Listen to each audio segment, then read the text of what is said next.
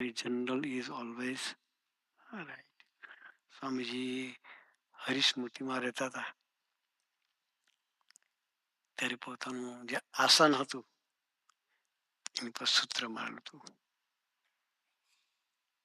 General is always right.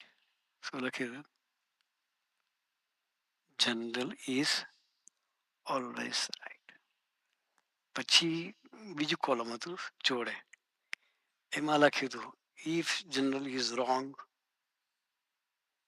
If general is wrong, C rule number 1.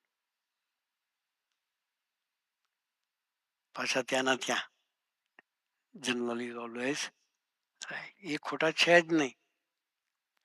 એને આપણે સાચા માનીને આપણે જીવીશું, એની સાથેનો સંબંધ કરીને આપણે જીવીશું. આપણે પ્રભુના વચને કરીને સ્વીકાર કરવાનો છે. કોના વચને? સ્વામી જેવા પુરુષના વચને કરીને. સ્વામીજી આપણને ભગવદી નિમી આપેલા છે. એ ભગવદીનો સ્વીકાર આપણે કરીશું તે સ્વામીજીનો સ્વીકાર છે.